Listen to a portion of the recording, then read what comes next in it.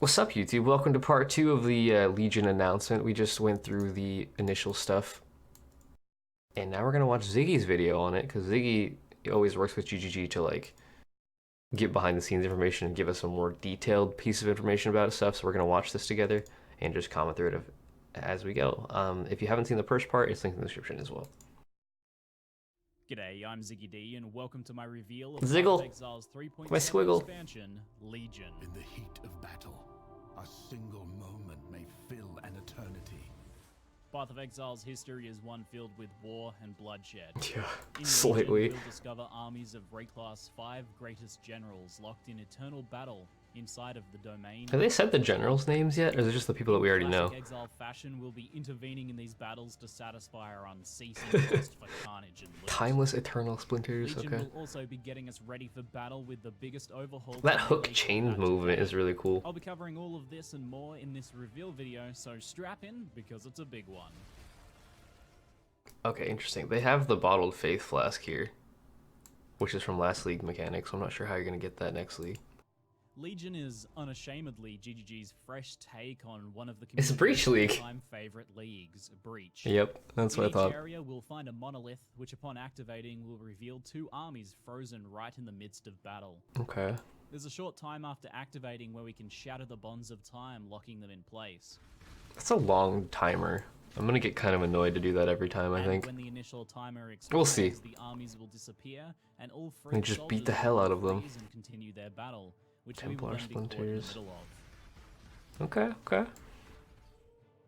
Wait, The what was that on the war staff? We will then be caught in the middle of.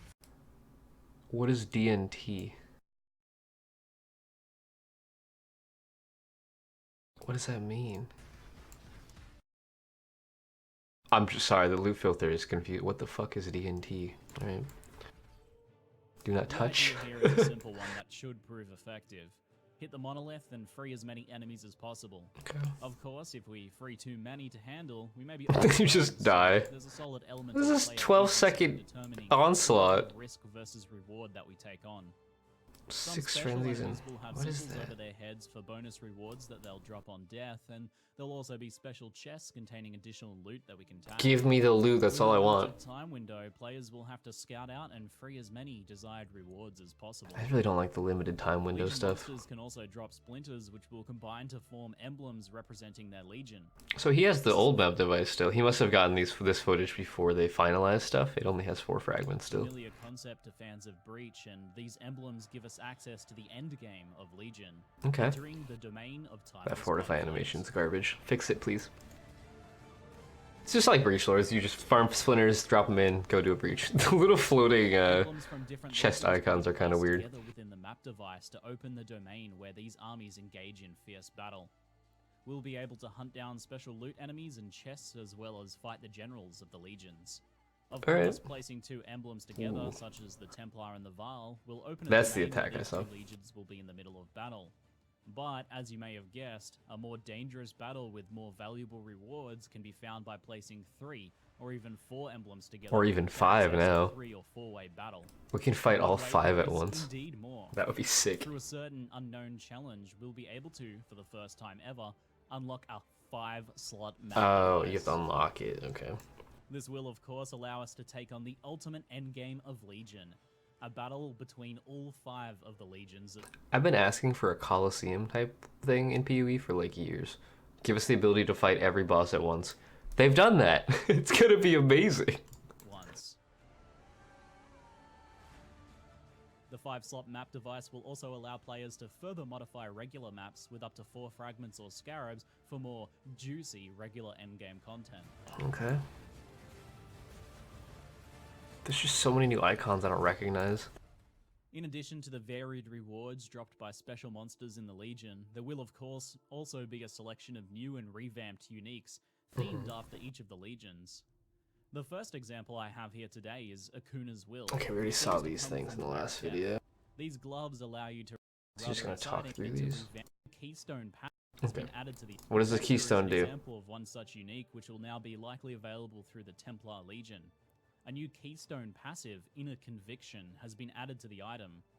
This Keystone passive causes you to gain power charges instead of frenzy charges, and gives your power charges an added spell damage bonus.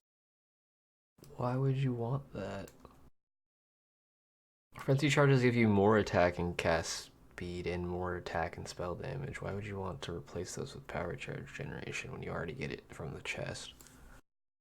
It must be a really good flat spell bonus or something, because I wouldn't do that. Legion is not stopping there though. With incubation items, get ready to hatch some eggs. Yeah. More loot. Eggly. Incubation items are a new type of currency that modify a piece of gear with a kill counter, which when reached will pop out a guaranteed item. You can have multiple items incubating at once, basically as many as you have items equipped. Okay. There are different types of incubations like this Just one per item though. incubator, which drops a random unique weapon when you've killed 2,000 monsters. This system kind of came out of nowhere, but it seems to be GGG experimenting with some alternative ways of getting somewhat deterministic loot. Yeah, I like Also, that. the idea of You just farm and get what you need. eggs is kind of cute. I'm personally ready to experiment with becoming a mama bird.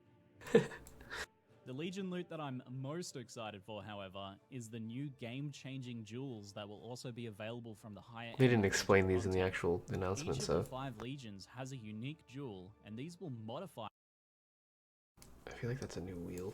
the passive tree in a rather spectacular fashion. The Var Legion Oh, jewel, for Jesus. example, corrupts the passives within its radius, completely changing what they do. Are they just all life nodes? What the hell?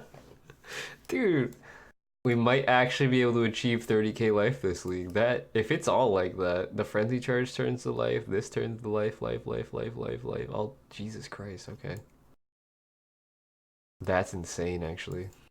This even includes keystones, which can become corrupted keystones. Jesus. Even more exciting is that these jewels are different every time, dropping with different seeds that change the passives in different ways. Oh no, we have Two loot Val seeds jewels now. can give different corruptions to the same passives.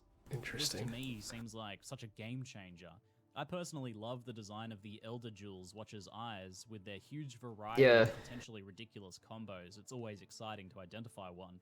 The design of these Legion jewels seems to follow that concept and is taking it to crazy levels since it's going to add a whole new level of build customization.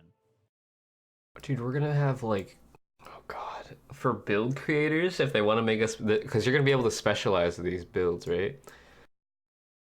If you have this specific type of corrupted jewel, you could do this specific type of build. It opens this like whole new window into the passive tree, because the passive tree hasn't really changed much in the last couple of years. It's pretty stagnant with like few minor tweaks here and there, but these jewels allow you to rebuild your passive tree basically. Depending on which combination of ones you want and what types of jewels you get, you could totally change the skill tree into something completely new and interesting. And that's like a massive amount of theory crafting for everybody involved. Like, that's huge. This is gonna be insane. These Legion jewels seems to follow that concept and is taking it to crazy levels since it's going to add a whole new level of build customization. Chris also mentioned to me that the seed of the jewel Wait a minute. What was that image? Customization. I see that. I see you, Ziggy. I see that your little Chris Wilson. What is this? Huh? Did you draw that? It's beautiful. Look at his face.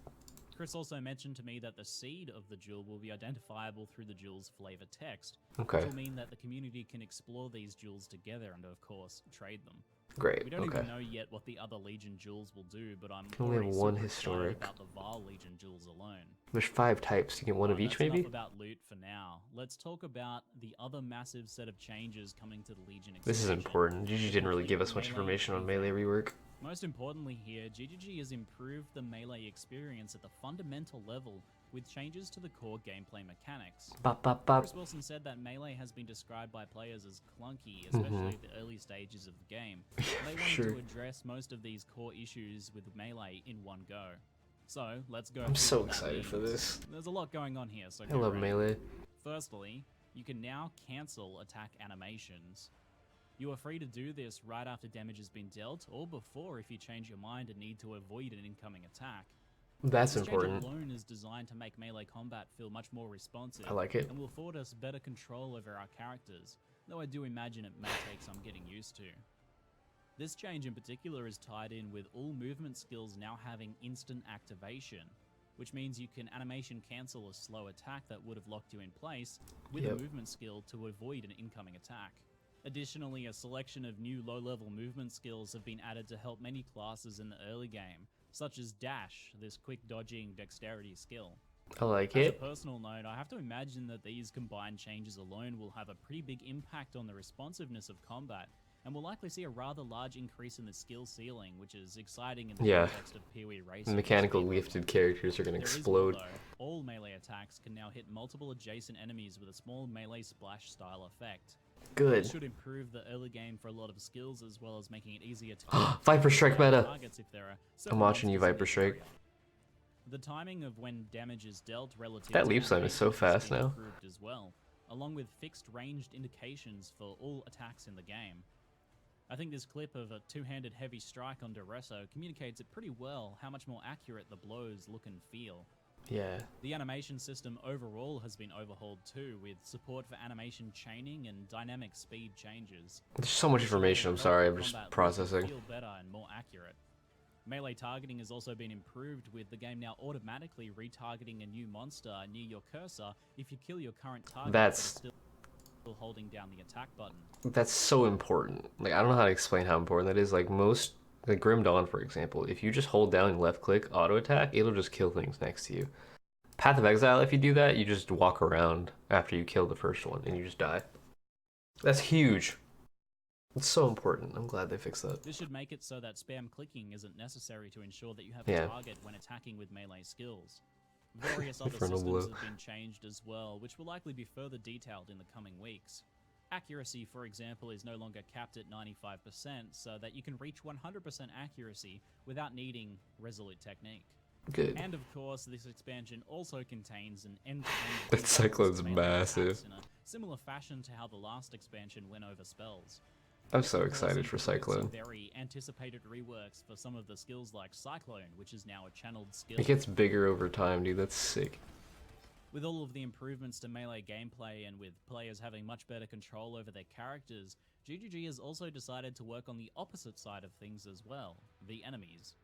These improvements have been especially focused on some of the slow and somewhat dated early game content. The changes are rather expansive, including improved monster AI, new monster skills, better boss Kuduku! fights, and more polish generally to the early areas that GGG says will bring them up to a 2019 standard. That's You good. can see some of this improvement already in the improved early boss fights. Expect Because these bosses have been around. Ooh, that booty, though. These bosses have been around since, like, what, 2010? Some of these early guys, so they needed some touch-ups, and that's good that they're looking at it. to see monsters perform much more signaled attacks, and with the improvements on the player side of things, skilled movement, positioning, and dodging is now much more possible as a result. Good. You can see a much more noticeable wind-up on skills and even the melee attacks of bosses. Many of the early boss fights have also been made generally more intense and exciting with new skills and more dangerous attacks. But they're Cthulhu telegraphed, Warcraft so you don't die. battles are about to become a whole lot more intense. Endgame has not been forgotten as well, with many bosses and Atlas maps reworked. This includes the Sunken City boss, the Gardens boss fight, and finally an improved Coward's Trial unique map. Ooh. Mostly we're seeing improved Looks better. boss fights with more monster spawns, abilities. What is and that chain hook pathing and attack, layout dude? Improvements to less well-liked He's just hook spamming everywhere. It's like Flicker Legion Strike, but also hook. includes two new melee-focused build archetypes that group some of the new skills and mechanics. The Rage Berserker and the Blood and Sand Gladiator. While Berserker and mentioning Gladiator Slayer. most closely align to these new archetypes, many of the new skills and tools are available for other builds to use as Oh, well. the sandstorms track The Blood and enemies? That's Sand cool. archetype features a new stance mechanic, which allows you to reserve some mana to enter either blood or sand stances, which you can change between at will. Blood stance is focused on up-close damage for tougher enemies, and sand is focused on area killing and speed. Okay. Blade Storm is a new melee skill that slashes enemies around you and creates a blood storm or a sandstorm depending on what stance you're in. Please tell me they replace Sweep with this new Blade Storm skill, because Sweep is just useless now compared to this. Some old skills like Lacerate will also interact with the new stances. Lacerate! These additions also come My with a child. rework to the Gladiator Ascendancy. The second new archetype is the Rage Berserker. Berserker and the Rage mechanic have been overhauled in Legion, with Rage no longer draining life by default. Good. It's The garbage. Berserker will, however, have a mechanic that restores the health draining effect in order to gain increased power. Rage now also interacts with several of the new and revamped That skills. hook thing is weird. The new skill Chain Strike is a movement attack that pulls with Chain enemies, Strike. damaging them and generating rage. Okay. Move over Flicker Strike, Brutus boys are coming through. Yeah. There will also be a new skill called Berserk that rapidly consumes rage to give you more damage, attack speed, and movement speed, and less damage taken. The Berserker Ascendancy will be featuring reworked bonuses that interact with both rage and the Berserk skill. Okay. This is only a basic overview of some of the new skills and archetypes coming in Legion, with more details to come over the next few weeks.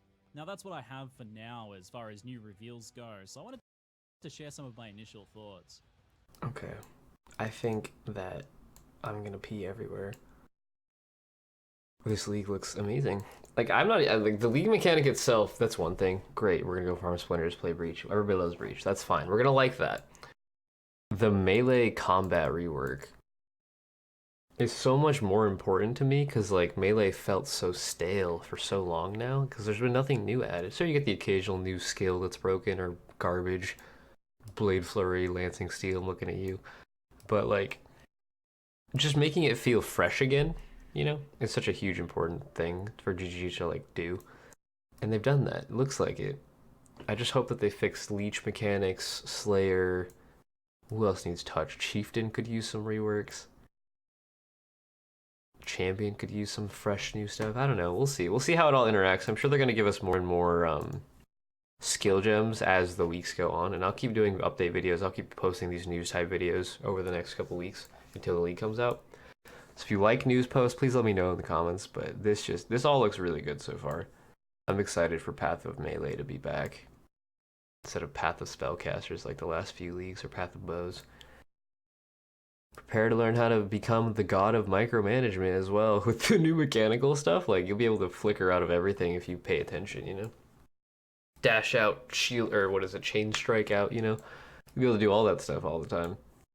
And plus, this is actually pretty important. The redoing animations so you can actually tell what's happening. If you're on a one-on-one situation, that'll help, right? You won't get one shot because you can see the attacks. But when it's everything happening at once, I'm still have a feeling that it won't fix PoE's problem where, like, you don't know what killed you because you can't tell what's happening if there's too much stuff on the screen. And with some of these Legion fights that they showed, like, that's an insane amount of mobs on the screen. Like, sure, they're all telegraphed, but there's 100 different types of mobs attacking you at once. You're just gonna die still. So I don't know. We'll see. We'll see how that goes. I'm pretty excited. I may not sound it. It's currently 4 a.m. But like, this looks sick. So let me know what you guys think in the comments below, and I'll keep posting these new videos if you like them. Like, I don't know. You know what to do. Like the video, comment, subscribe if you haven't already. Join our Discord. Follow me on Twitter. Follow me on the stream. All that good stuff. Thank you guys for watching. I'll see you in the next one. That'll be Demi out.